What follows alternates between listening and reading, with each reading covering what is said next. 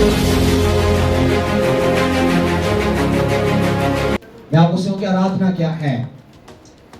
आज के विषय हमारे पास में होगा। आपको मालूम भी होगा कि मैंने आराधना के बारे में पहले आपको 2-3 महीने पहले एक वचन 2 महीने पहले आपको एक वचन सिखाया, आराधना के बारे में बताया था, है ना। वो आराधना एक उसका अर्थ क्या है वो मैंने आपको समझाया था। बट आज फिर से एक वचन को आपको साथ में लेकर चलना चाहेंगे। आराधना क्या और हमें कौन से स्थान पर आराधना करने की जरूरत है ना। आराधना क्या है और हमें कौन से स्थान पर आराधना करने की जरूरत है। कई बार हम लोग कंडीशन को देखते हैं ना, मतलब कई बार अपने स्थान को देखते हैं। कंडीशन मतलब हम अपने जीवन को देखते हैं, कौन सी जगह अच्छी है, कौन सी जगह बेकार है, कहाँ मुझे आराधना करनी चाहिए, कहाँ नहीं करनी चाहिए, कौन से गीत को गाना चाहिए, कौन से गीत को नहीं गाना चाहिए, कौन सी सिंगिंग हमारे जीवन के अच्छा होगा, कौन सा नहीं होगा। ये सब आज मैं आप सीखना चाहेंगे। आराधना के लिए कौन सा स्थान है, कौन सी परिस्थिति, कौन से हालात हैं जिसमें मुझे आराधना जरूरी करनी चाहिए और कौन से हालात ऐसे नहीं है जहां मुझे आराधना नहीं करनी चाहिए। आज इन बातों को सीखेंगे। तो जल्दी से आगे साथ इस वचन के साथ हम परमेश्वर के जोड़ी में रहेंगे और आज बात को याद रखिएगा कि आराधना एक बहुत ही इंपॉर्टेंट विषय है।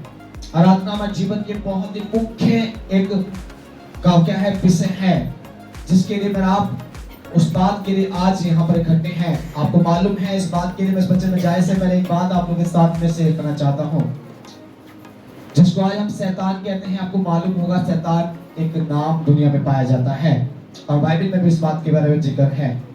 शैतान एक वर्ड जो है, शैतान एक शब्द जो है, शैतान की जो मीनिंग है, शैतान जो लोग बोलते हैं, इसको शैतान का नाम जो दुनिया के लोगों ने दिया है। इस शैतान के बारे में आप इस बात को जो बोलते शैतान शैतान शैतान शैतान नहीं था ये, इसका नाम लूसीफर था, है ना।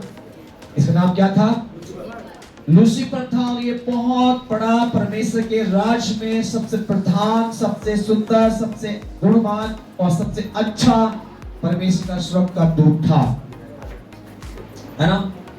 इसके बारे में जिक्र करना यजकेल की पत्री में, आप मुझसे प्रश्न आके आप सारे अध्याय को ले सकते हैं, मैं आपको दे दूंगा उसके बारे में। वो सबसे एक सुंदर था, रियल में रूप में भी सुंदर, तन में बहुत सुंदर था, बुद्धि में बहुत सुंदर था, आवाज में बहुत सुंदर था। उसकी हर एक कण उसके जीवन के लिए बहुत ही सुंदर परमेश्वर को बनाया।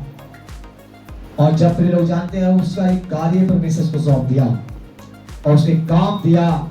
उस लोग में सबको अलग अलग काम दिया परमेश्वर ने, और सबसे मुख्य सबसे ज्यादा महत्वपूर्ण काम उस लूसीफर को सौंपा। उसने बोला कि तू मेरी आराधना लीड करेगा, आराधना नहीं करेगा, लीड करेगा। तो आराधना की शुरुआत, आराधना की अंतिम तेरे ही हाथ में होगा।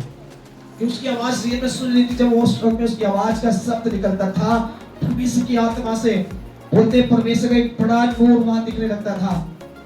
और सिंहासन में बैठे हमारे परमेश्वर पिता एक पवित्र आत्मा की उस बातों में खो जाते थे, उसकी आवाजों में, कि पता ही नहीं पड़ता था कि कब समय स्टार्ट हुआ कब खत्म हो जाता था।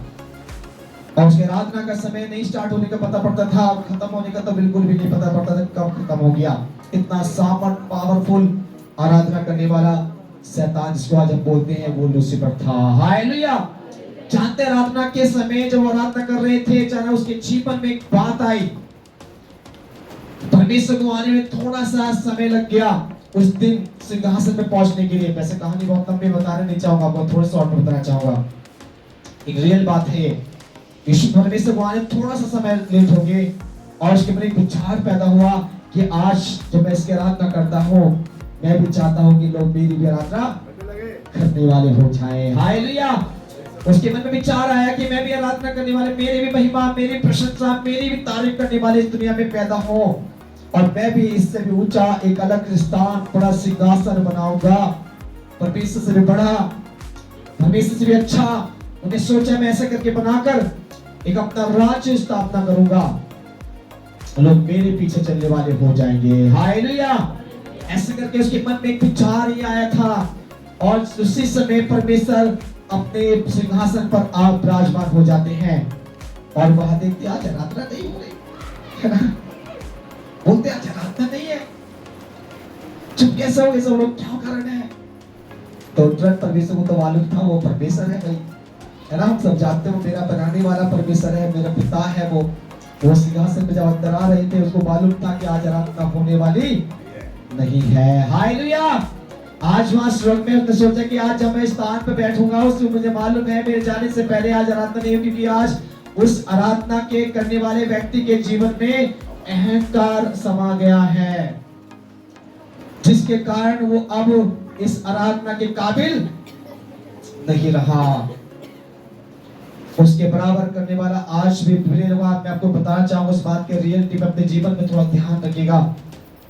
उसको परमेश्वर ने उसी समय, उसी घड़ी, उसी दिन स्वर्ग से फेंक दिया। इतने प्रिय व्यक्ति को, इतने उसके, वो तो उसका दाहिने हाथ था, सॉरी लेफ्ट हैंड था उसका, है ना। उसे क्या था, एक लेफ्ट हैंड, मतलब उसका एक उल्टा, प्रिय लोग बोल सकते हैं कि बायां हाथ था उसका वो, और उसको कभी भी उसके बिना परमेश्वर कुछ भी कार्य नहीं करते। सारी बात उससे शेयर करते थे कि मैं वैसा करने वाला हूँ, मैं वो करने वाला हूँ, मैं ऐसा करूंगा, दुनिया बनाऊंगा, मनुष्य बनाऊंगा, मैं ये करूंगा, मैं वो करूंगा, सब कुछ उसने उसको बता दिया। लोगों याद रखिएगा, उसके जीवन जो अहंकार आया तो परमेश्वर ने प्रिय व्यक्ति को भी नहीं छोड़ा और स्वर्ग से फेंक दिया, और उसने अपने साथ कुछ औरों को भी अपने साथ शामिल करा हुआ था, वो सब भी फेंके। और सोचा अब आराधना होने वाली नहीं है स्वर्ग के अंदर। उसने मन में फीलिंग आई, जब मैं जा रहा हूँ देखता हूँ कौन तेरा आराधना करेगा, कौन है वो व्यक्ति, कौन वो तेरा आराधना बन के तेरे सम्मुख में खड़ा होगा। और उस कंडीशन को देखने के लिए मैं अपनी आंखों को तरसता रहूंगा। जब तेरा आराधना वाला कोई व्यक्ति खड़ा हो, मैं मानूंगा कि तू सच में परमेश्वर है। हालेलुया। उसने चैलेंज दिया परमेश्वर को, बोले कोई बात नहीं, आराधना स्वर्ग में नहीं होगी। परमेश्वर ने मन में एक बात ठाना, अब स्वर्ग में आराधना नहीं करेंगे, अब आराधना पृथ्वी पर हो करेगी। हालेलुया। उस दिन ही परमेश्वर ने सृष्टि को रचने का पूरा प्लान कर लिया। उस दिन परमेश्वर ने सृष्टि रचने के लिए बोला कि आज से ही मैं सृष्टि का रचना का स्टार्टिंग करूंगा। और उस दिन परमेश्वर ने क्या किया, उस सृष्टि को रचने की तैयारी की। आकाश, पृथ्वी, जल, थल, जीवन, जीव जंतु, कीड़े मकोड़े, पशु सब बना दिए, पेड़ पौधे सब उत्पन्न कर दिया। और उसके 5 दिन पूरे हो गए, और 5 दिन के बाद उसको देखा कि बहुत अच्छा है। अच्छा बोला कि मुझे सब कुछ अच्छा लग रहा है, बट उसके अंदर एक और कमी थी। उसके मैंने देखा इसमें रेख देख करने वाला, इसमें कोई इनके पास रहने वाला नहीं है। तो उसके अंदर एक विचार आया कि मैं एक मनुष्य को भी बनाऊंगा। और उसने मिट्टी का पुतला बनाया, जीवन का सांस फूंका, और उसने कहा मनुष्य को हम अपनी समानता और रूप में बनाएंगे। परमेश्वर ने कहा कि मैं मनुष्य को अब स्वर्गदूत जैसा नहीं बनाऊंगा, मनुष्य को मैं किसी और की उपाधि नहीं दूंगा, मनुष्य को मैं अपना जैसा ही अब बनाऊंगा। और उसने मनुष्य को अपने समानता में बना दिया, और उसको बनाकर एक आदम की वाटिका में रखा, जो सबसे उत्तम और मुख्य जगह थी उस पृथ्वी के ऊपर। उसको रख दिया। उससे सामने सुबह के समय और शाम के समय परमेश्वर की आराधना करने लगे। जानते हैं, जब वो परमेश्वर की फर्स्ट टाइम पहली बार आदम और हवा ने पहली बार आराधना की, शैतान डर गया। हालेलुया। लूसीफर के अंदर मीनिंग एक अंतर से फीलिंग आई, ये कौन है जो आज परमेश्वर की आराधना करने के लिए तैयारी में है। मैं इस आराधना को बिल्कुल भी होने नहीं दूंगा। उस आराधना से जुड़ने वाला परमेश्वर शैतान है। आत्मिक आराधना से, आत्मा से भरकर आराधना करने वाले व्यक्ति के जीवन से वो जुड़ने वाला इंसान है शैतान। और जो उसने आराधना जब देखा कि परमेश्वर स्वर्ग को छोड़कर, उस सिंहासन को छोड़कर जो स्वर्ग में था, वो पृथ्वी पर आकर उस आम व्यक्ति मानव के संग रहकर आराधना कर रहा है, तो शैतान को बहुत बुरा लगा कि वो शैतान, वो लूसीफर नहीं रहा था, वो परमेश्वर की आराधना करने वाला व्यक्ति नहीं था, कि उसके अंदर घमंड, अहंकार और दुष्ट विचार उसके अंदर आ गए थे। इसलिए परमेश्वर को स्वर्ग से निकाल कर फेंक दिया था, और उसके अंदर से सारी सामर्थ, सारी पवित्रता की ताकत तूने अपने तक उसको वापस ले लिया था। और वो सारी सामर्थ, सारी ताकत, सारी पवित्र आत्मा की भाई आदम के अंदर डाल दिया था। हालेलुया। इसलिए परमेश्वर कहता है, स्वर्ग में बैठा हुआ विराजमान परमेश्वर, वो जिस दिन हमारी आराधना के लिए जब यहाँ पर आते हैं, या पृथ्वी में जहां जहां भी आराधना होती है, खुदा के कान और उसकी आंखें उस स्थान पर लगी रहती है और देखते कि मेरी आराधना करने वाले आज मेरे सम्मुख में खड़े हैं। हालेलुया। वो कंडीशन नहीं देखते मेरे लोगों, वो हालातों को नहीं देखते मेरे लोगों, व्यक्ति के शरीर की पीड़ाओं को नहीं देखते मेरे लोगों, जो आत्मा में परमेश्वर की आराधना के लिए तैयार हैं। आज आराधना, आपको मालूम, आराधना एक संस्कृति वर्ड है। हिंदी में बोलते हैं कीर्तन और भजन करना। क्या कहते हैं हिंदी में? भजन करना। हम उसके भजन जब गीत पर गाते हैं, ताली बजाते हैं, हम प्रभु के नाम से अपने जीवन को समर्पण करते हैं, आंख बंद करके हम जब उसके आराधना में जाते हैं, अपने हृदय से जब आराधना करते हैं, हम जितने लोग बैठे सब में मान लीजिए 10% तो हम लोग ऐसे यहाँ पर हैं जो आत्मा से आराधना करते हैं, सच्चाई से आराधना करते हैं। शायद 90% हमारे बीच में नहीं होंगे आराधना करने वाले सही लोग, शायद वो शरीर से आराधना कर रहे होंगे, तो ऐसे सोचते होंगे मेरा पड़ोसी वाला ताली बजा रहा था, मैं भी तेज तेज बजाता रहूं, है ना? पड़ोसी तेज तेज चिल्ला रहा था, मुझे भी तो बहुत चिल्लाना चाहिए ताकि लोगों को लगे कि मैं भी आराधना कर रहा हूँ, है ना? जब ढोलक की आवाज तेज होने लगे तो मुझे थोड़ी ताली तेज कर देनी चाहिए।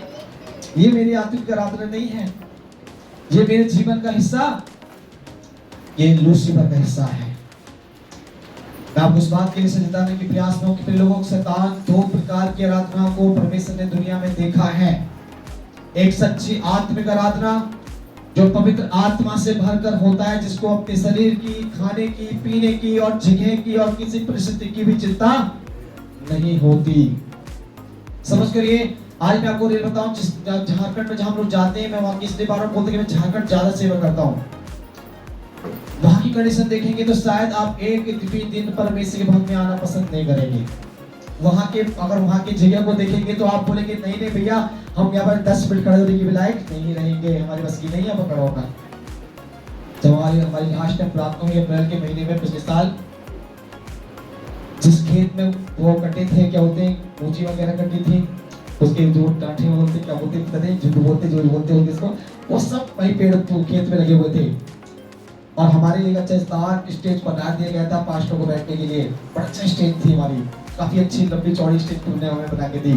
और जो विश्वासी वहां पर गांव से बहुत सारे लोग आए, और वो रात में चल के आए, पैदल कम से कम किलोमीटर वो पैदल चल के आए थे।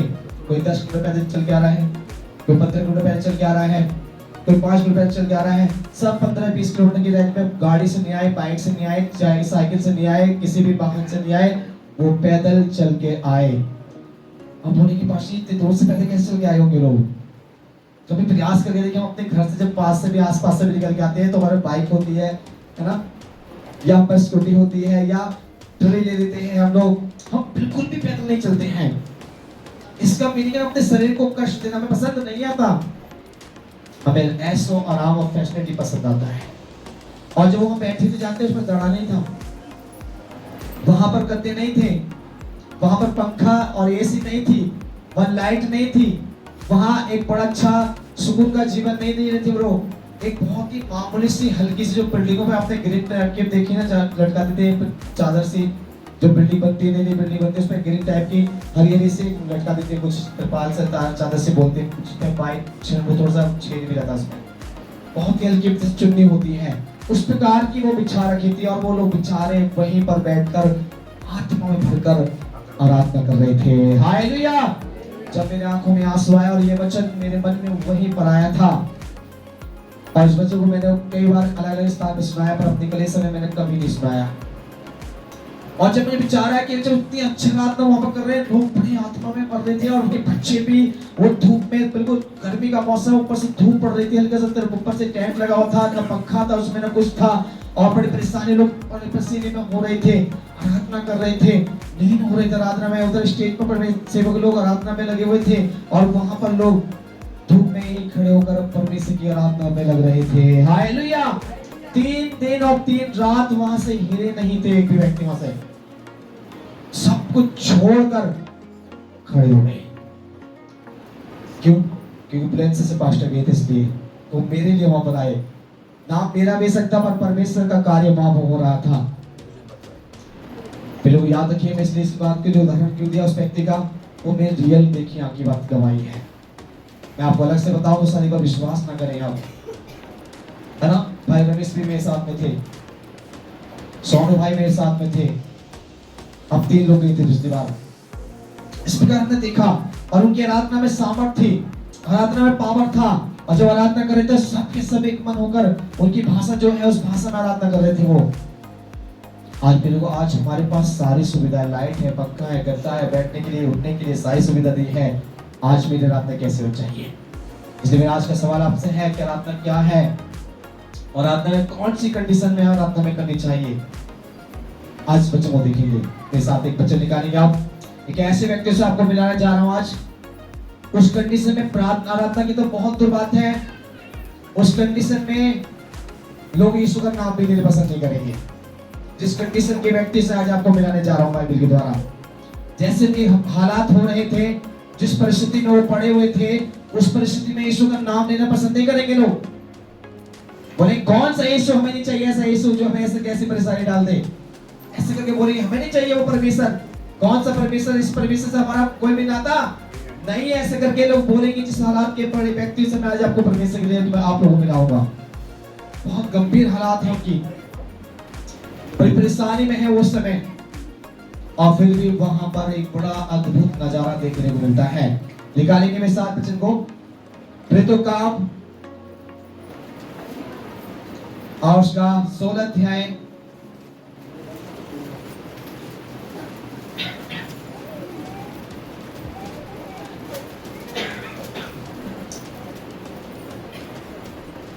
और इसको सही से पढ़ना तो 18 से पढ़ेंगे और इसके 25 से हमारा स्टार्ट है।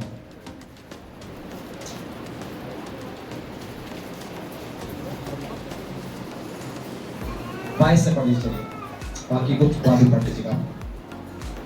16 का 22 से पढ़ना स्टार्ट करें। तो भीड़ के लोग उनके विरोध में इकट्ठे होकर चढ़ आए, हाँ, और हाकिम ने उनके कपड़े फाड़ कर उतार डाले, हाँ, और उन्हें बेत मारने की आज्ञा दी। जानते ये कौन लोग हैं? ये परमेश्वर दास पौलुस और सिलास नाम के 2 व्यक्ति हैं। ये किसी गांव में गए और वहां जाकर लोगों के लिए प्रार्थना कर रहे थे। किसने बताया कि वहां बहुत बीमार व्यक्ति हैं, भाई परेशान है वो लोग, हालात ठीक नहीं है उनके।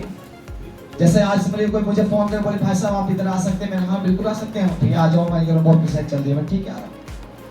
ऐसे ही प्रभु सेवक लोग वहां चले गए, उस गांव में, उस नगर में प्रचार कर रहे थे, यीशु मसीह के बारे में बता रहे थे, और वहां बहुत से लोग चढ़ गए, उनसे बड़े पैर रखने लगे, उनको बहुत मारा। वहां के लोगों ने बदतमीजी की गई, उनके कपड़े फाड़े गए, और यहाँ तक कि जेलों को बुलाया, वहां की पुलिस को बुलाकर, और वो क्या करा, आगे बढ़े,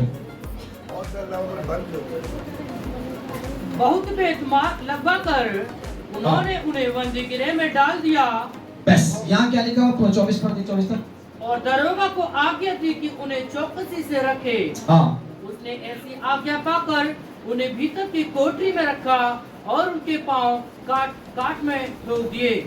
चाहते हैं इनके लिए वहां के जेलर ने, वहां के हकीम ने, वहां के राजा ने उनको एक बड़ी आज्ञा दी, उनसे बोला क्या कर, दोनों व्यक्ति को एक बड़े चौकसी रखना, ध्यान रखना, बड़ा ध्यान रखना, जो ये व्यक्ति साधारण नहीं है, ये परमेश्वर के व्यक्ति हैं, उनका आराधना करने वाले व्यक्ति हैं, इनको अंदर डालो, सही से चीजें रखो ताकि बाहर निकल के ना पाए। उनको बड़े अंदर कोठरी में बंद कर दिया, और यहाँ तक कि उनके हाथ और पैरों को एक लकड़ी पर जैसे क्रॉस बना हुआ है, इस टाइप की क्रॉस तो नहीं था, पर लकड़ी थी, उस पर के हाथ पैर को ठोक दिया गया, संगलों से बांध दिया गया, वो हिल भी ना पा रहे थे। उनके शरीर में इतनी पीड़ा हो रही थी, बहुत दर्द था उनके शरीर के अंदर, खून बह रहा था उनके शरीर से, और उनके कपड़े फाड़ दिए गए थे, और वो बहुत दुखी थे, बहुत निराशा में थे, उनकी आशा टूट रही थी, वो बड़े जोखिम में पहुंच गए थे, और उनको लग नहीं रहा था कि मेरे आप कोई हमारे बचाने वाले हम आने वाला है। उस देश का कोई व्यक्ति उसको जानता नहीं था जहां पर वो पकड़ कर उनको डाल दिया गया था। उस नगर के कोई भी इंसान के मिलने वाले नहीं मिला, जानकार नहीं मिला उनको छुड़ा सके। उस समय फोन नहीं थे, टेलीग्राफ नहीं था जाकर किसी बता पाए, पर तुम वो बहुत ही एक दुर्दशा में हो गए। सोचिए इस प्रकार, क्या अब मैं उस व्यक्ति से बोलूं कि आराधना करे तो करेंगे क्या? समझ कर मेरा और आपका जीवन इस समय थोड़ा सा चेक करके मैं उस जगह पर हूं। मान लीजिए हम लोगों में से कोई व्यक्ति, बहनों में से, भाइयों में से इस प्रकार हालत आपके संग हो जाए, आपके संग इस प्रकार की घटना घट जाए, आपके घर में घुसकर कोई आपको बहुत मारे, बहुत पीटा और आप उठाकर जेल में बंद कर दे यीशु के नाम पर। किसके नाम पर बंद कर दे आपको? यीशु मसीह के नाम पर आए। अरे तुम ईसाई बन गए हो क्या? तुम चर्च क्यों जाते हो? तुम्हें ये कर देंगे, तुम्हें वो करेंगे, ऐसे करेंगे, उठाकर पड़ोसी आए और आपको मार पीट कर ले जाए, भैया चलो उनको बंद करो। अब क्या बोलेंगे? भैया अच्छा मसीह है, भैया ऐसा मसीह कही देखो भैया अपनी बातें यीशु मसीह वैसे कुछ नहीं है, अरे जैसे छोड़ो, जो बोले वो करेंगे, ऐसे बोलेंगे।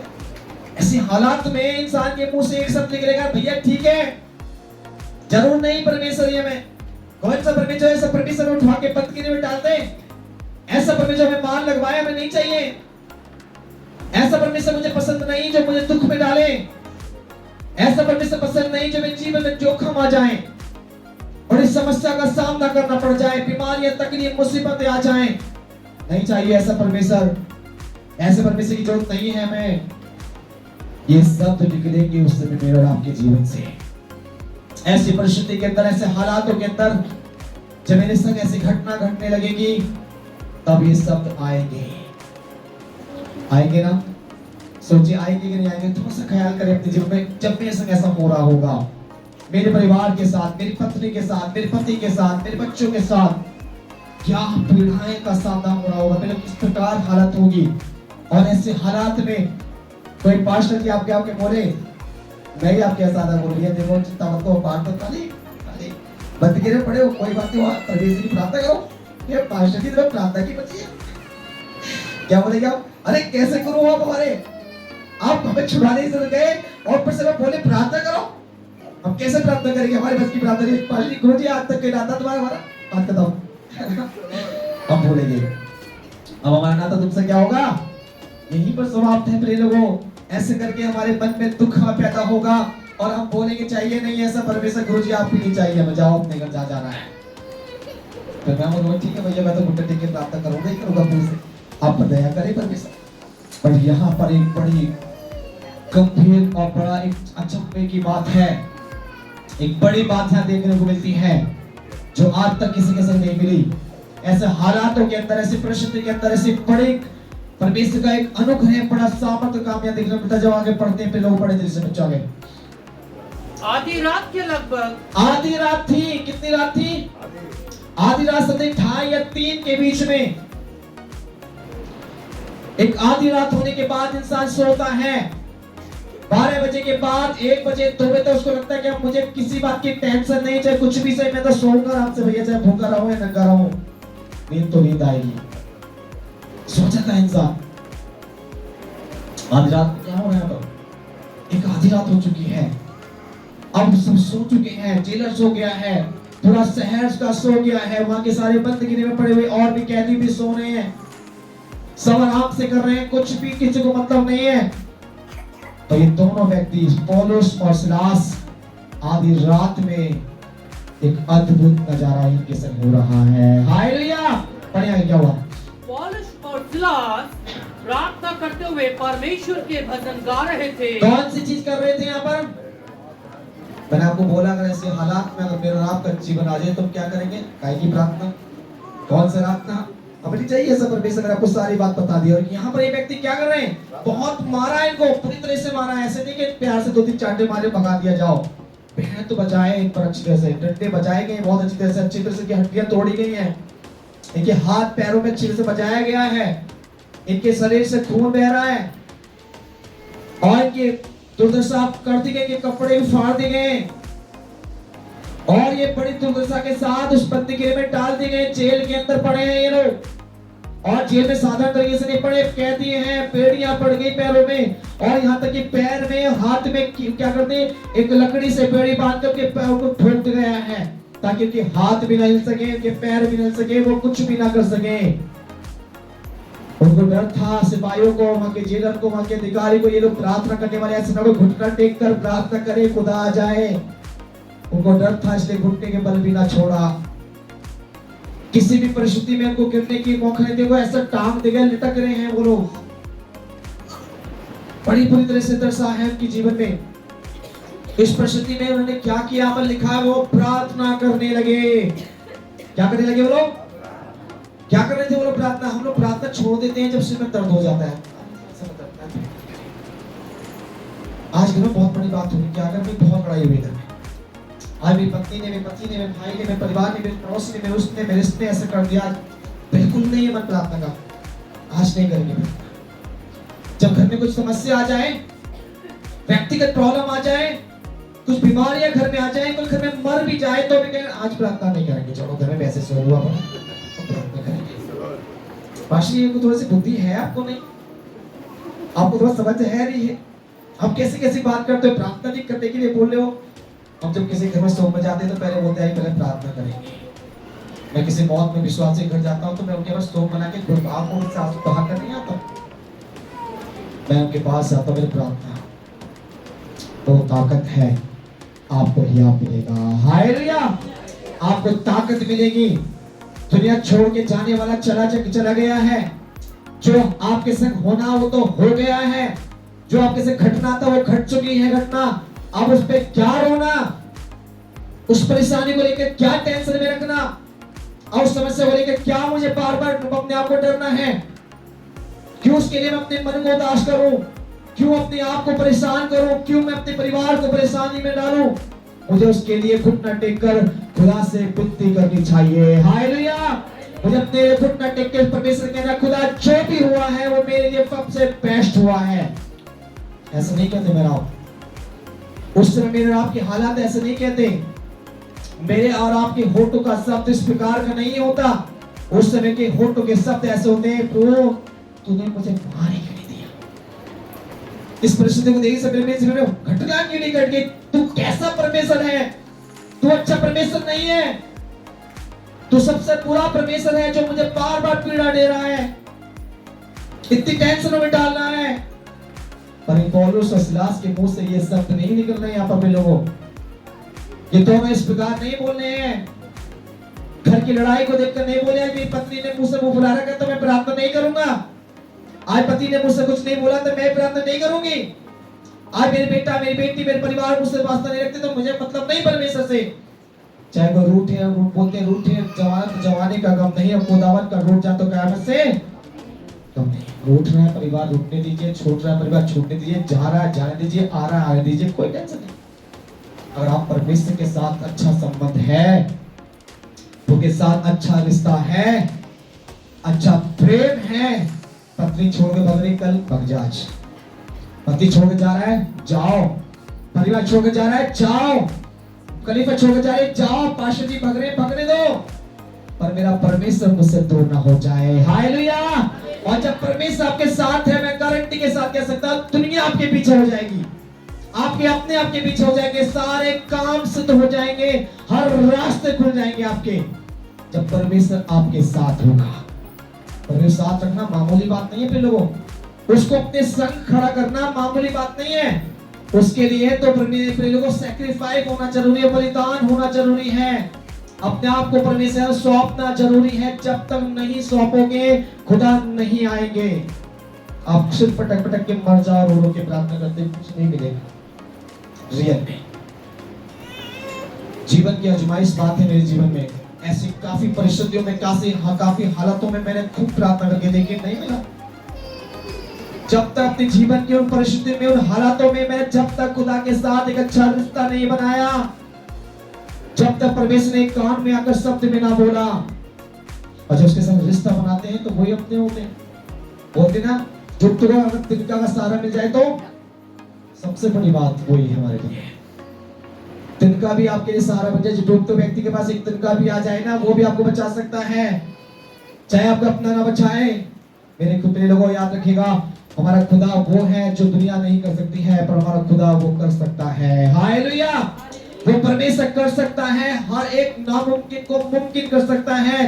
पर आज मनुष्य की परिस्थिति को, हालतों को देखकर, समस्या को देखकर, टेंशनों को देखकर, डिप्रेशन को देखकर, परेशानी को देखकर, व्यक्तिगत बीमारियों को देखकर डॉक्टर ने बोल दिया, भाई ने बोल दिया, आज प्रॉपर्टी छिन गई, आज मेरे घर से ये प्रॉब्लम हो गई, आज भाई ने मेरे से दुश्मनी बना ली है, मेरी पत्नी छोड़ के भाग गई है, मेरी पत्नी ने ऐसा बोल दिया, दूसरी कर दी, तीसरी कर ली है, डिप्रेशन में पहुंच गए। कभी ये सोचा कि मेरा खुदा भी कहता है कुछ, कभी ये सोचा कि सारी समस्या का जो परेशानी का पहाड़ मेरे सामने खड़ा है, इस पहाड़ से मुझे बचने के लिए क्या चाहिए? ताकत नहीं मेरी बुद्धि के अंदर कोई भी ऐसी जिस पहाड़ को मैं गिरा सकूंगा। बाइबल लिखा है, ना तो बल से, ना शक्ति से, ना अपनी बुद्धि से, पर तेरी आत्मा के द्वारा इस पहाड़ टला सकता हो। हालेलुया। ये दोनों यहाँ जो कर रहे हैं वो लोग की निगाह पागलपंती है। इस वचन में जो दो व्यक्ति का नाम पौलुस और सिलास है, लोगों की निगाह में एक बड़े पागलपंती बात आएगी। अरे क्या है, लोग रात प्रार्थना करने बैठ गए, यहाँ तो प्रार्थना से परमेश्वर तुम्हारी बेड़ी खोलेगा क्या? प्रार्थना करने से तुम्हारे बंधन टूट जाएंगे क्या? जेलर आकर तुमसे बोलेगा जाओ भैया तुम्हें माफ कर रहा हूं, निकल जाओ, ऐसा बोलने वाला है क्या? कुछ नहीं होने वाला प्रार्थना से भैया, कुछ नहीं होगा आराधना से।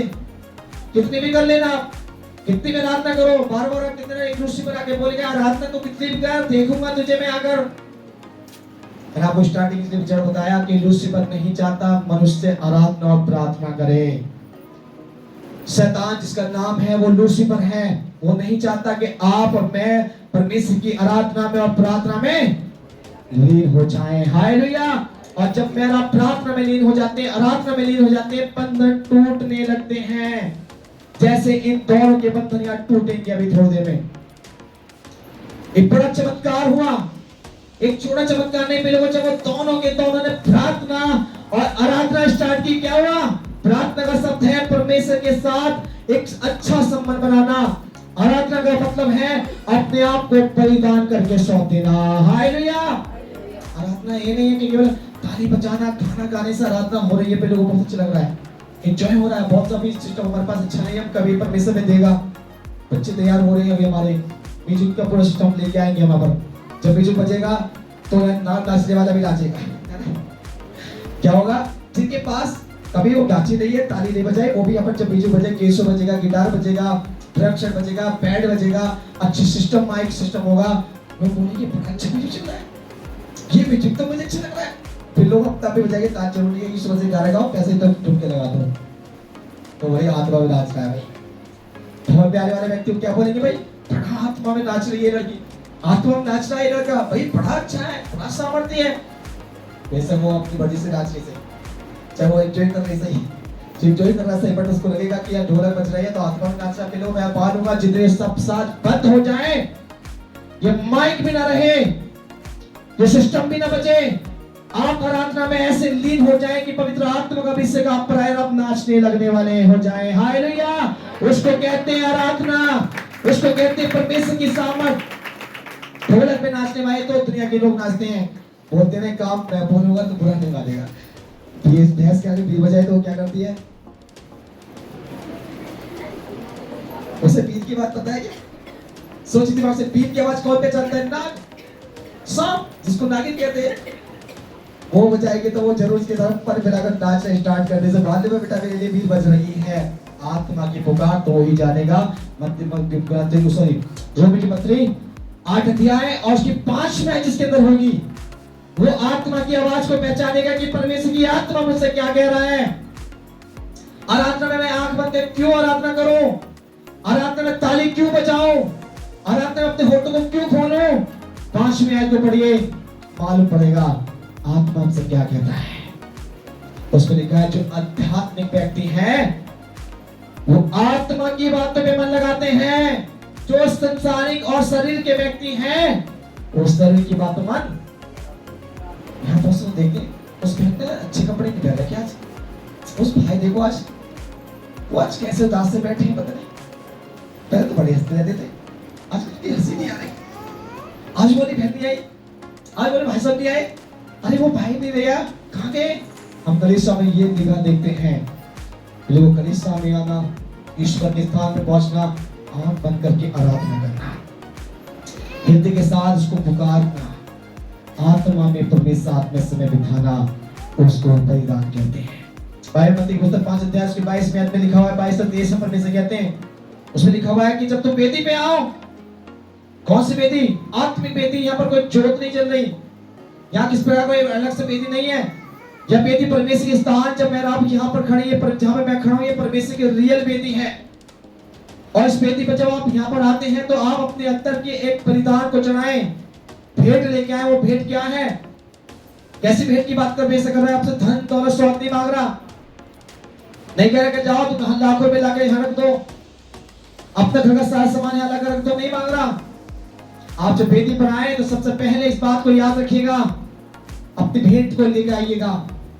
और भेंट चढ़ाने से पहले अपने मन में इस बात को भी याद रखिएगा, तुम्हारे मन के अंदर किसी परिवार के बहन या भाई या किसी भी लोगों से आपका मन मुटाव है, पहले माफ करके आइएगा और तब जाकर यहाँ पर धन्यवाद की भेंट को चढ़ाना है। हालेलुया। धन्यवाद की भेंट, आराधना की भेंट, स्तुति की भेंट, गीत भजन की भेंट को चढ़ाना है। अपन ऐसे नहीं घर में पत्नी से पहुंचाए और यहाँ पर हालेलुया हालेलुया क्या बोलेगी?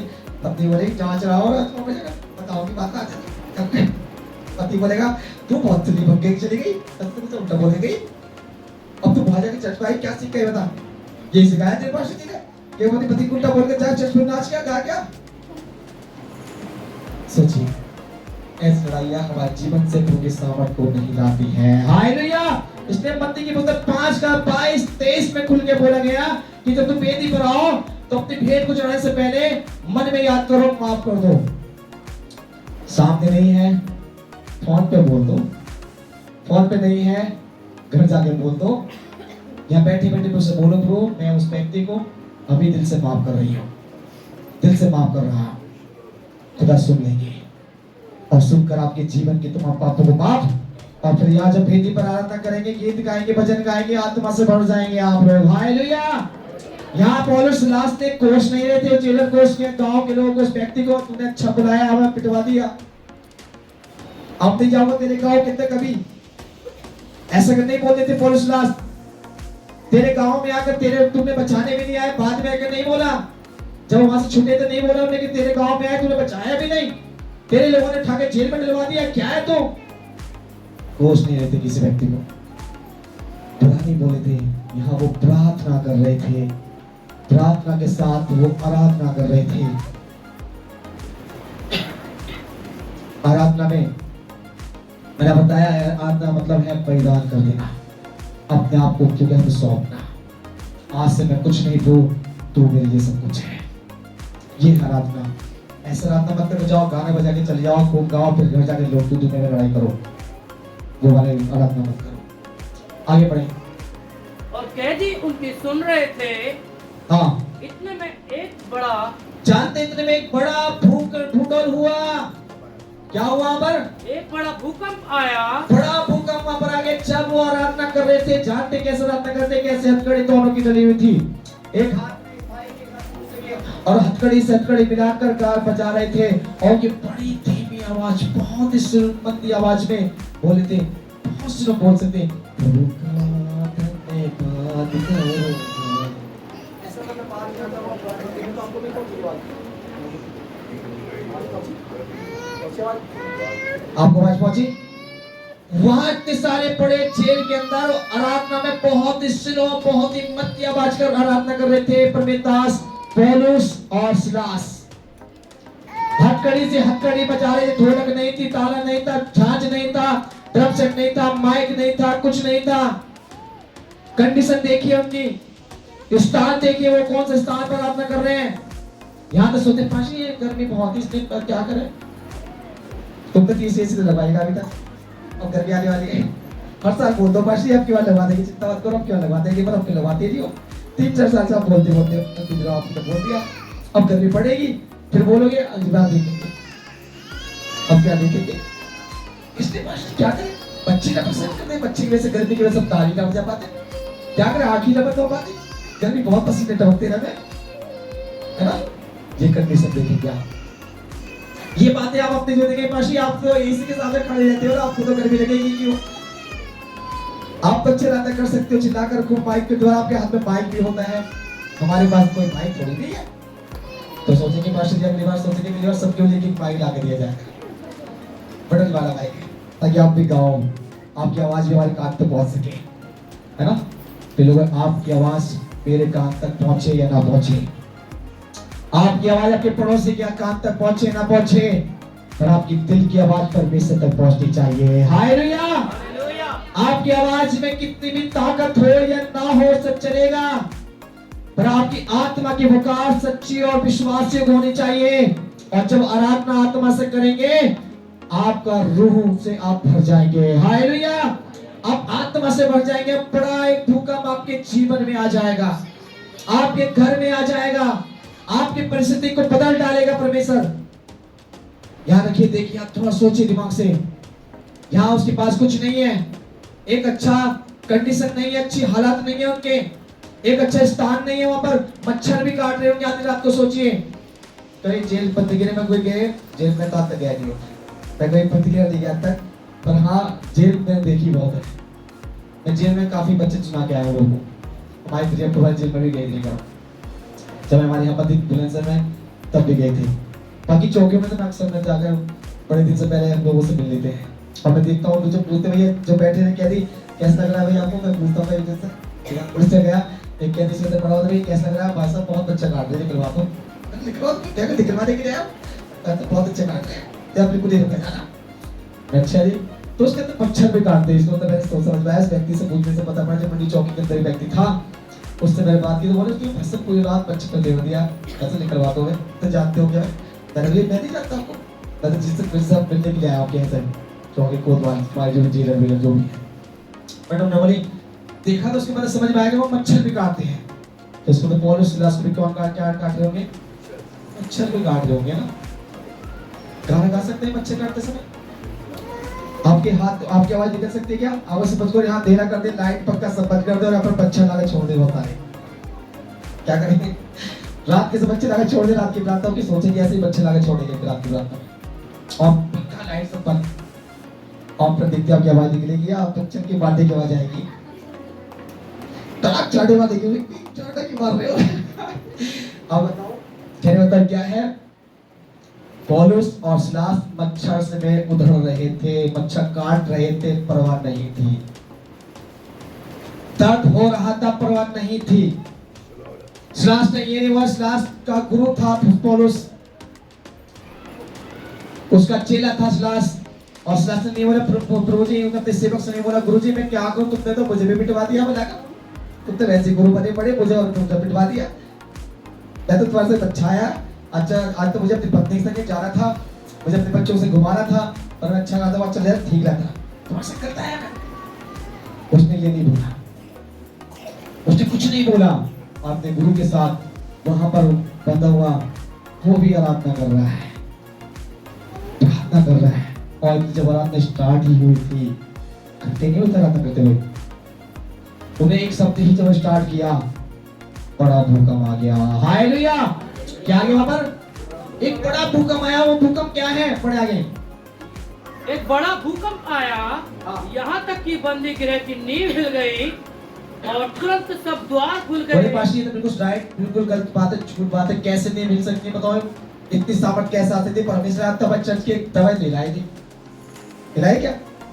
हम इतनी देर अपने घर में इतनी चिल्ला चिल्ला के प्रार्थना करते हैं, मेरे घर के एक पर्दे तक तो हिला रही, क्या पास्टर जी दोनों के द्वारा कचहरी की नींव कैसे सकते हैं? सोच दिमाग से कैसे निकली नींव?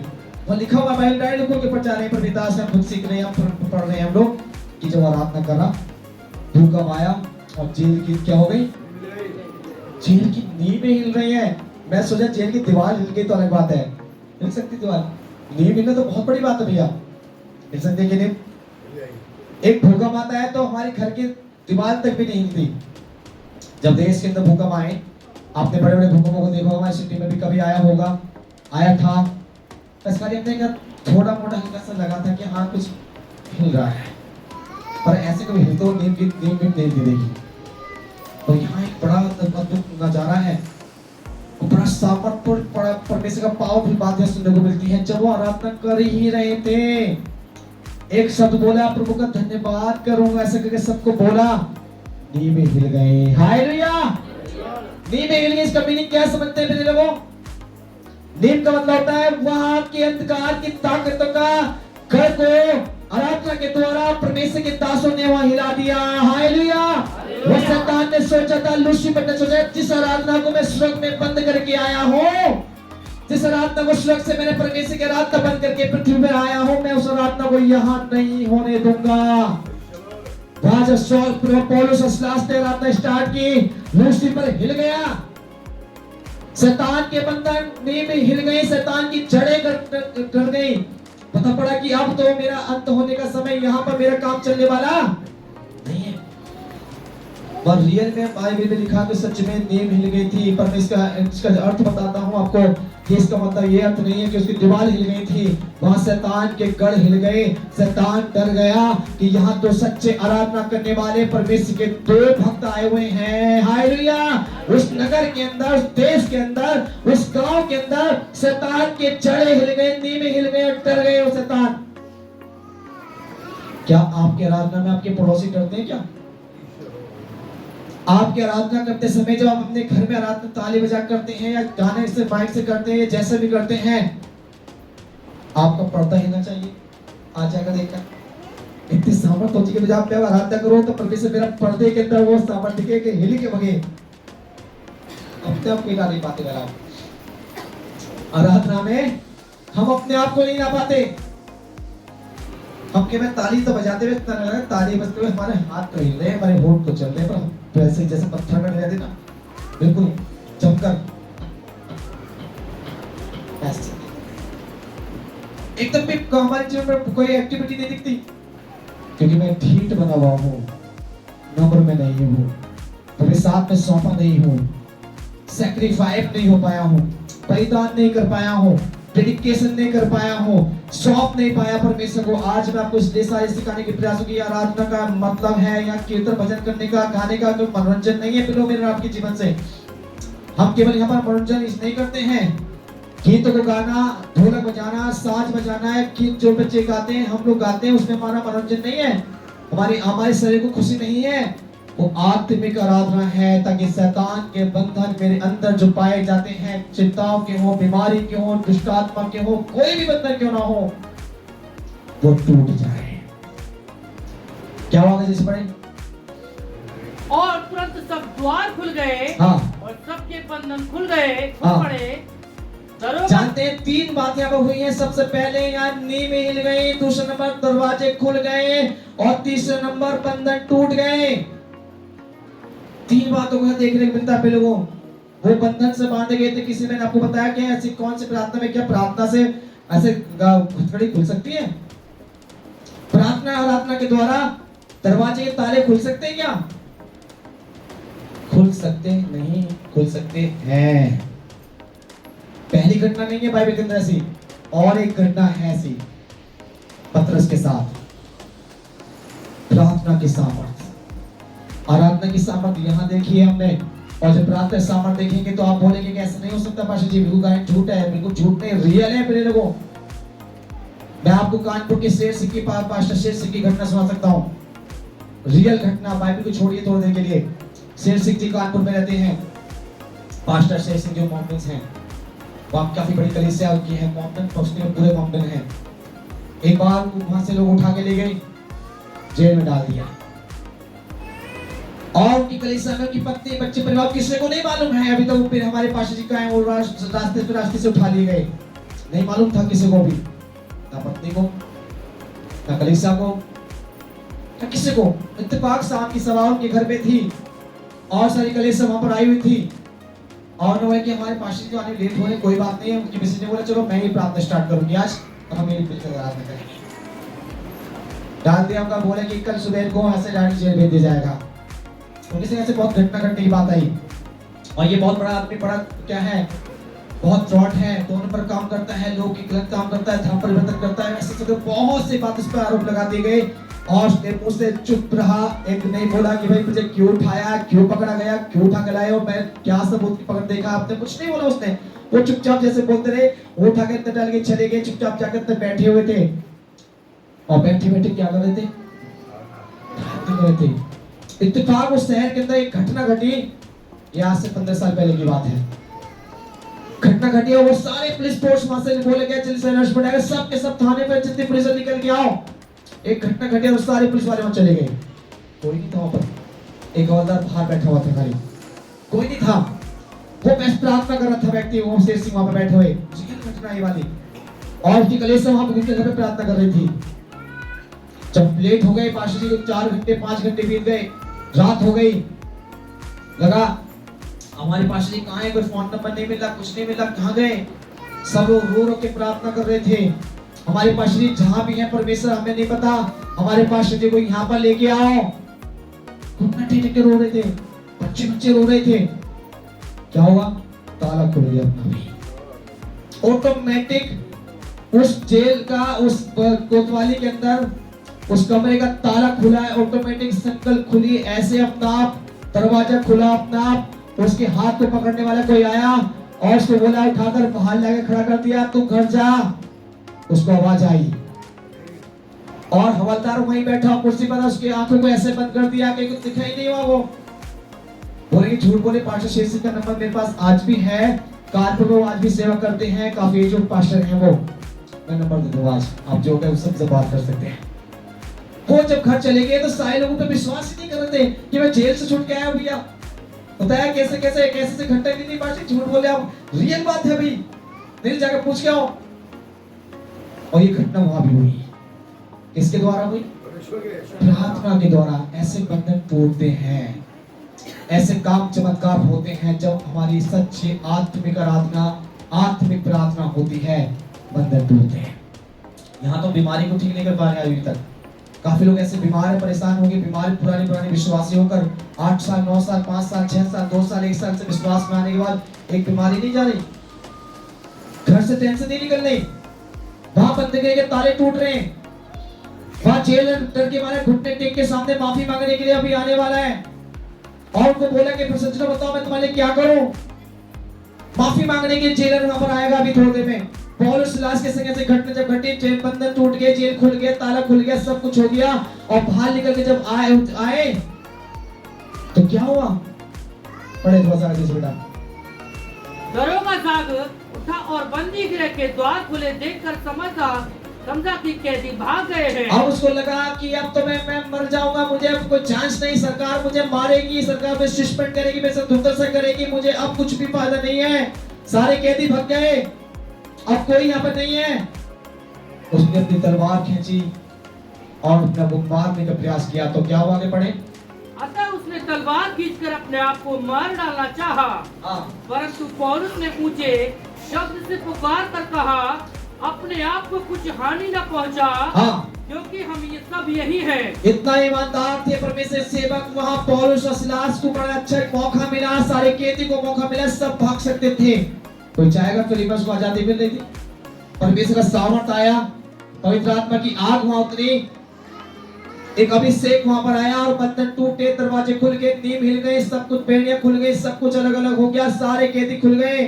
पास्टर वहां पर पौलुस ही नहीं, सिलास ही नहीं, फिर लोग जितने वहां कैदी सबके बेड़ियां खुल गई, ए टू जेड जितने वहां आए थे, सारे जेलर के पास वहां जितने बंद थे, सबको परमेश्वर ने क्या कर दिया, आजादी कर दिया, पर एक भी ना भगा। पौलुस ने, सिलास ने एक को भी जाने ना दिया। और वो सब जब जेलर ने देखा मैं बचने और मुझे कोई फायदा नहीं हो, मरने के प्रयास में था, और वहीं परमेश्वर दास ने बोला अपने आप को हानि न पहुंचाऊं, सब यहीं पर ही हैं। क्या हुआ, अभी तक उसको बहुत मारा था, बहुत गालियां बकी उसके लिए, बहुत गंदे गंदे शब्द उसके लिए बोले थे पौलुस और सिलास के लिए। अब ये व्यक्ति उसके लिए क्या बोलने वाला, आगे पढ़े। तब वह दिया मंगवाकर भीतर लपका और कांपता हुआ पौलुस और सिलास के आगे गिरा और उन्हें बाहर लाकर कहा, हे सज्जनों, उद्धार पाने के लिए मैं क्या करूं। जानते हैं जब ये बंदगिरे के अंदर पहुंचा, एक लाइट को लेके गया, देखा अंधेरा हो रहा था, जब उसने जाकर देखा पौलुस और सिलास के सामने घुटना टेक कर और हाथ जोड़कर कपकपाते बोलता है, अरे सज्जनों, अरे बताओ मैं तुम्हारे लिए क्या करूं, मुझे उद्धार पाने के लिए मुझे क्या करना चाहिए। जिस व्यक्ति ने कुछ समय पहले, कुछ घंटे पहले उस पौलुस और सिलास को कितना मारा, गालियां बकी, झूठे झूठे आरोप लगाए और उठा के बंदगिरी के अंदर डाल दिया और कैसे बड़ी दुर्दशा की। वो व्यक्ति क्या कह रहा है, इतनी सामर्थ्य है आराधना में लोगों, जब हम कीर्तन भजन करते हैं ना, ये मनोरंजन नहीं है, ये और सत्संग वाला सिस्टम नहीं है कि वहां पर केवल खाली मनोरंजन के बीच में रुका, फिर थोड़ा सा कॉमेडी करी, फिर रुका, ऐसा नहीं है। यहाँ आत्मिक आराधना होती है। यहाँ आत्मिक भजन को गाने के लिए परमेश्वर बोलते हैं, और उस आत्मिक भजन का, गीतों का एक एक अर्थ है उन शब्दों के अंदर। जिस किताब से हम आराधना करते हैं, इन किताब की एक एक गीतों के अंदर पहले वो याद रखिएगा, हर गीत का अर्थ है मेरे जीवन के लिए, और वो मेरे जीवन की सारे अर्थ में लिखा हुआ है। और इस अर्थ को समझकर गीत को गाना चाहिए।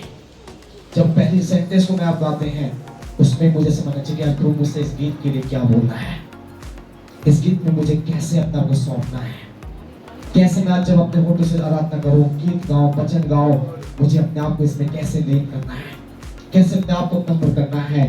मुझे इतनी समझ ईश्वर ने दी है, इस समझ को मुझे प्रयास कर लेना है। समझ पा रहे हैं मतलब? थोड़ा सा आगे बढ़कर समाप्त कर देंगे, जैसे पढ़े आगे। उन्होंने कहा, प्रभु यीशु मसीह पर विश्वास कर, तू और तेरा घराना उद्धार पाएगा। उसने एक बात बोला कि देखो हमारे पास कुछ भी नहीं है।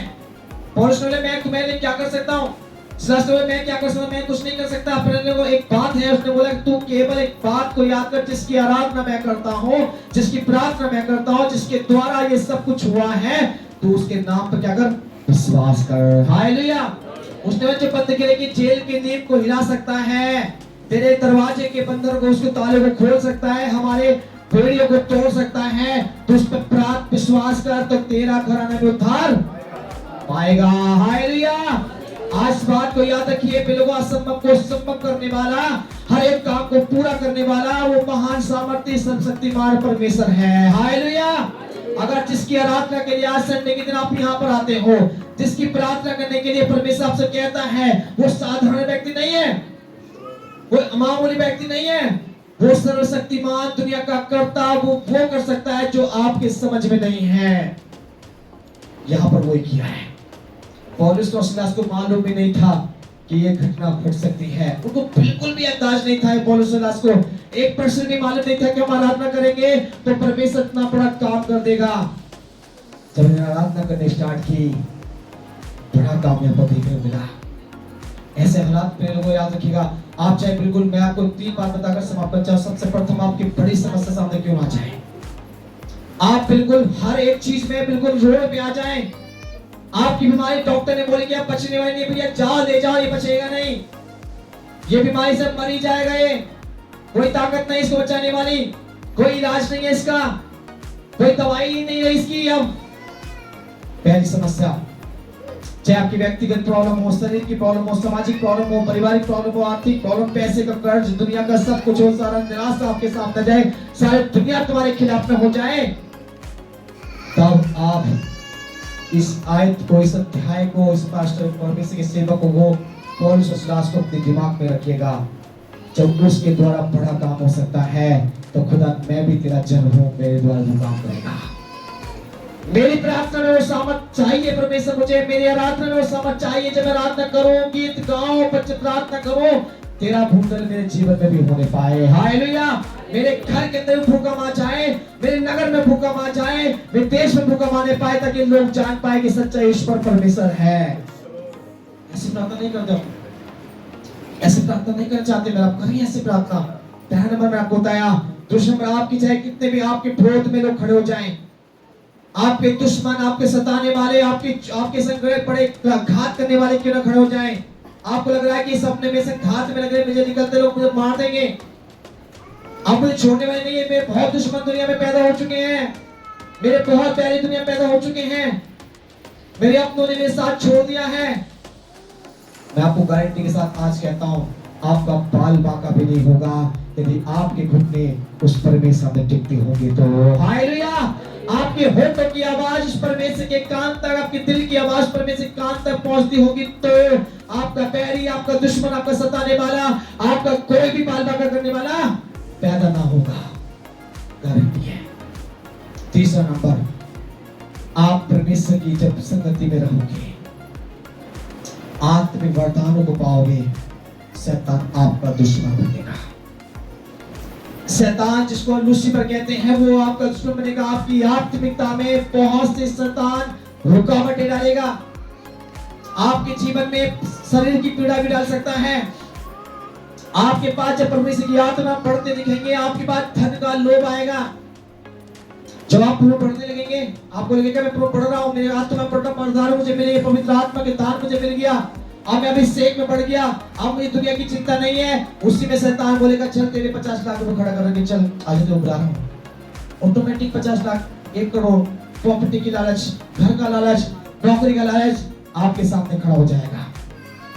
जब तक नहीं था, जब मुझे इसकी नीड थी, जब मुझे इसकी चीज की जरूरत थी, तब नहीं आया मेरे पीछे, और जब मुझे इसकी जरूरत नहीं है तब खड़ा होगा सामने आकर, बोलेगा ये तेरे लिए बेटा, ये सब तुझे दूंगा मैं, तू आजा नौकरी कर। अरे क्या सेवा कर रहा है तू, क्या चर्च में जाने लगा, संडे के दिन जाना बहुत है, तू आराधना कर रहा है बहुत है, तू अपने घर में क्यों बुला रहा है, क्यों आराधना कर रहा है, मत कर प्रार्थना, इतना लंबा टाइम प्रार्थना की क्या जरूरत है, थोड़ी सी प्रार्थना कर तो दी, चल थोड़ी नौकरी लगाएगी, सरकारी नौकरी देने वाला अपने आजा, तेरे पास बड़ा फिनिश करने वाला तेरा आजा। शैतान लाके खड़ा करता है।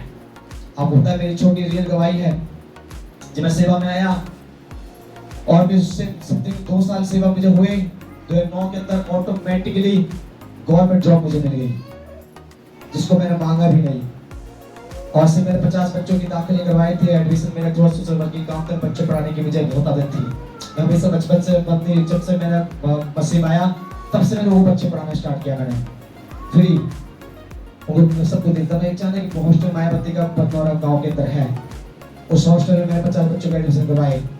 वहाँ की एक मैडम प्रिंसिपल ने मुझे बोला आप इतने सारे बच्चे किस लेके आए हैं, क्या करते हैं आप? मैंने बोला चर्च का पास्टर हूँ। कितनी उम्र में? जी झूठ बोले आप, मैं नहीं सच बोला, मैं सबसे बड़ा काम करता हूँ। मैंने विश्वास नहीं किया, तो अपनी चर्च का फोन दिखलाओ, मेरे पास इतना बड़ा फोन नहीं है, छोटा फोन था उससे, मैंने बोले मेरे पास फोन नहीं है, इसलिए मैं आपको फोटो कैसे ला के दूंगा, आपको आना है तो मेरे प्रिंसिपल चर्च में कांटे का आइएगा, वहाँ संडे स्कूल है, वहाँ उसमें चर्च लगाते हैं कि ठीक है। ऑलरेडी मैडम प्रिंसिपल क्रिश्चियन थी, क्योंकि मैं रियल क्रिश्चियन में चर्च का फोटो देखो अपने अपने के बधाई से हूँ मैं। और उसने बोला कि अपने डॉक्यूमेंट्स लेकर आओ, इसमें इस हफ्ते के अंदर डीएमसी का दौरा है, हम आपको जॉब दे देंगे। मैं सॉरी मैम, मैं जॉब नहीं कर सकता हूँ, मैं तो ऑलरेडी सेवा करता हूँ। कि नहीं कुछ नहीं, आप लेके आओ, फ्री मिल जाएगी बेटा, कोई प्रॉब्लम नहीं। मैंने बोला ठीक है। मैं मेरे घर वाले ने बोला, सरप्राइज ने बोला अरे बिल लिए तो फ्री में कर ले, क्या दिक्कत है, नौकरी के लिए बहुत लोग पैसे दे घूमने के लिए, नौकरी फ्री मिल ले कर ले।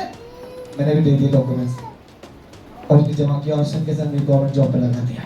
मात्र 3 दिन जॉब पे गया। चौथे दिन प्रभु की आत्मा ने जब सामने से प्रार्थना करा, प्रभु की आत्मा ने से बोला कल से नौकरी नहीं जाना। तो मैंने बोला 3 दिन चौथे दिन परमेश्वर मुझसे क्या बोल रहा है, कल से ड्यूटी पर नहीं जाना। तो बोले अगर मैं नहीं जाऊंगा तो उनके लोग मुझे क्या बोलेंगे, रिजल्ट तक नहीं दिया, कुछ नहीं करूंगा तो क्या होगा, और मुझे पागल समझ के घर पे लोग आके बोलेंगे। मैं इस बात को 2-3 बार मैंने पूरी रात उस बात को मेरे दिमाग में चलती, मैं मना करने के बोला तो मैं मना नहीं करूंगा अभी तक। सुबह मैंने फोन से चौक कर लिया, ड्यूटी नहीं गया। प्रिंसिपल मैम का साहब को फोन आया कि बेटा आप ड्यूटी नहीं आए, क्या बात है? मैंने झूठ बोल दिया सर, मैं बाहर हूँ आज, मैं यहाँ पर नहीं हूँ। फिर 3 दिन बाद उन्होंने कॉल किया, फिर मैं एक बात बोली, मैं नौकरी नहीं कर सकता। मैं क्यों, क्या हो गया? मैं सच बात है, मैं तुझे सेवा करता हूँ, पूरी आत्मा ने मुझे बोला तू नौकरी नहीं करेगा, छोड़ के तू मेरे साथ काम कर, तुझे मैंने अपने काम भी चुना, तू मेरी ही नौकरी करेगा, दुनिया की नौकरी। आप सोच सकते हैं उस समय मुझे 17,000 रुपए की सैलरी स्टार्टिंग 2009 के अंदर 17,000 रुपए सैलरी थी उस समय। आज सोचिएगा जिस पोस्ट पे मुझे रखा गया था, उस मैडम ने अपना असिस्टेंट मुझे बनाया था, आज की पोस्ट पर उस समय तनख्वाह 60,000 रुपए की उसकी है। आज भी जाकर पूछ के आ सकते हैं। तो लोग इतनी अच्छी सैलरी वाली नौकरी, गवर्नमेंट की सारी कुछ मेरे पास आया, मैंने छोड़ दिया। कई ऐसे बहुत सी बात आई, जब तुम पढ़ोगे ना ये ऑटोमेटिक सामने आएंगी। ऑटोमेटिकली आप अगर आत्मा में चलने वाले होंगे, संसारिक इच्छाएं परमेश्वर आपके ऑटोमेटिकली पूरे करेंगे। पर लालच में फंसकर दुनिया की तरफ मत बह जाना। वो सामर्थ आपको संसार के लिए नहीं, वो सामर्थ आपको परमेश्वर के काम के लिए दी जाती है। वो अभिषेक, वो प्रार्थना का अभिषेक, आत्मा का वरदान आपके जीवन के अंदर संसार के लिए नहीं, वो परमेश्वर ने आपको अपने कार्य के लिए दी है ताकि प्रूफ पढ़ो और उसकी महिमा प्राप्त करने वाले हो जाओ। हालेलुया। बाइबल में लिखा है, एक वचन बोल के मैं समाप्त करूंगा मित्र लोगों। वैसे पुस्तक 34:10 कहता है कि शेर के बच्चे भूखे रह सकते हैं। आज बहुत से लोग सोचते हैं पास्टर जी सेवा करने से क्या मिलता है, चर्च में रहकर आप गुरु बनकर क्या मिलेगा, इतने सारे लोग तो मिल गए, क्या आपके घर में अच्छा खाना पीना रहना सहना होगा? बेशक कुछ ना हो, सबसे बड़ा धन मेरी दुनिया में नहीं है मेरे और आपके लिए। पहले बोलते पुस्तक 6 के 10 में भी लिखा हुआ है, हम कंगालों के समान दिखते हैं, जब लोग हाथ तक के प्रार्थना करते हैं लोग माला माल हो जाते हैं। हालेलुया। हम शोक करने वाले लगते हैं, पर जब दूसरे के लिए क्या करते हैं, आनंद से लोगों को भर देते हैं। हम देखने में ऐसे हैं, हमारे पास कुछ भी नहीं है, पर फिर भी बहुत कुछ हम रखते हैं। हालेलुया। हालेलुया। सेवा करने वालों के जीवन में जाके पूछेगा क्या मिला उनको? सबसे बड़ा एक सुकून की जिंदगी है उनके पास, टेंशन नहीं है दुनिया की। कहां से खाएंगे, कहां से पिएंगे, कहां से लाएंगे, कहां से कमाएंगे, चिंता नहीं है। इसने पुस्तक 34 का 10 में लिखा, जंगल का जो शेर है, शेर के बच्चे भूखे रहेंगे, पर तो परमेश्वर की खोजियों को किसी बात की घटी ना होगी। हालेलुया। इसलिए आज सामर्थ में बढ़ना है लोगों। और इसकी अंत की बात थी, मैं ये खत्म करना चाहता हूँ। उसमें चेहरे के संग क्या घटना घटी, वो सब अपने घर लेके गया। आगे के बच्चों को मैं आपको पढ़ने जोड़ते हैं। वो अपने घर लेके गया और बच्चे खातर पानी की खिलाया, उनके घावों को उसने क्या करा, पोंछा, और उसकी खून प्लेट को पोंछकर उसको अच्छी मरहम पट्टी करी। और उसी रात उस जेलर ने क्या किया, अपने पूरे घराने के साथ यीशु मसीह के नाम से बपतिस्मा लिया और पूरा घराना परमेश्वर साथ छोड़ गया। हालेलुया। जो यीशु के नाम पे चिढ़ते थे, वो पुलिस वाला, वो दरोगा, उसने उसी रात में क्या किया, यीशु के नाम घुटना टेका, बपतिस्मा लिया, उसने उद्धार को प्राप्त किया और यीशु को अपना जीवन दाता मुक्तिदाता करके ग्रहण कर लिया। आज हमारे पीछे बहुत सारे लोग सालों साल इंतजार कर रहे हैं बपतिस्मा लेने में, ना ले में। ऐसा ना हो जाए कहीं बपतिस्मा लेने के बाद कुछ परेशानी बच जाए। ऐसा ना हो जाए कि पता पड़े पाशी को तो बोले जी अब तो तुम तो बपतिस्मा तुम तो हमारे हो गए, अब तुम ईसाई बन गए। नहीं लोग, हमारे ना जाति है, ना धर्म है, ना समुदाय है, हम तो ईश्वर के जन हैं। जन का कोई धर्म नहीं बदलता। हम जैसे थे, जैसे हैं, ऐसे ही पूरे साथ रहेंगे। हालेलुया। जो नाम था, जो काम था, जो हमारा मकान था, जो हमारा एड्रेस था, वो बदलने वाला नहीं है। सिर्फ आपको क्या बदलना है, मन बदलना है। जेल ने वो क्या बदला, अगर उसको पढ़ेंगे तो घर जाकर पढ़ लीजिएगा 16 अध्याय को पूरा। उसमें आगे लिखा जेल ने क्या बदला, उसने बोला उद्धार पाने के लिए क्या करें, उसने बोला कि केवल यीशु के नाम पर विश्वास कर तो तू तेरा घराना उद्धार पाएगा। उसी रात उन्होंने क्या किया, विश्वास किया। उन्होंने नहीं बोला मेरी नौकरी नहीं छूट जाएगी, नहीं छूटी नौकरी इसकी। पौलुस ने पूछा भाई मैं गवर्नमेंट जॉब करूं कैसे ना, मैं जब मैं चर्च में जाए लोगों बपतिस्मा ले तो मेरी नौकरी पे कुछ प्रॉब्लम तो नहीं आ जाएगी? कुछ नहीं है। वो जेलर ही बना रहा और भी उसकी तनख्वाह बढ़ गई। अगर उसकी हिस्ट्री के पुस्तक को पढ़ोगे जेलर के बारे में तो उसकी सैलरी बढ़ गई, उसको बहुत बड़ी अच्छी पोस्ट भी मिल गई। उसने देर नहीं करा, 2 दिन महीना साल का देर नहीं करा, मैं उसी दिन विश्वास किया, घुटना टेकिया, बपतिस्मा लिया, तुमको जीवन दे दिया। आज हम सालों साल क्या कर रहे हैं, मेरे और बीच में बहुत सारे लोग हैं, महीने से, साल से, 6 महीने से, 2 साल से, 3 साल से क्या करोगे? नो करो, ऐसा विचार करते हैं। अभी मेरा बहुत से प्रॉब्लम है, अभी मेरी गाली बकरी छुट्टी है, अभी मैं बीड़ी पीने नहीं छोड़ता, झूठ बोलने मुझे हटा नहीं है। हम इस बात का बहाना लगाते हैं, अभी मैं झूठ बोल रहा है, मेरा छोटा है, मैं 32 वर्ष झूठ बोलने लगा तो कब से माफ नहीं करेगा। गाली बकरा छुट्टी नहीं है, गाली बकरा मैं 32 वर्ष तो नहीं छूटेगा। ये शरीर की प्रॉब्लम है, आत्मा की नहीं। शरीर की बातों को परमेश्वर माफ करता है, आत्मा के पाप को माफ नहीं करेगा। आप लोग सब सौंपोगे, आएगा परमेश्वर डर आएगा और आप जीवन बदलते चले जाएंगे। इसलिए अपने जीवन को सौंपो प्रभु, उसको उद्धारकर्ता ग्रहण करो, बपतिस्मा लो और परमेश्वर में आगे बढ़ते जाओ। अगला बपतिस्मा जून के महीने में है हमारा, हमने अप्रैल में दिया था, तो जून के महीने में है नाइट प्रार्थना के अंदर। आप लोग ले चाहते ले सकते हैं, खुदा आपको आशीष करने पाए। सर्व जय मसीह की। आइए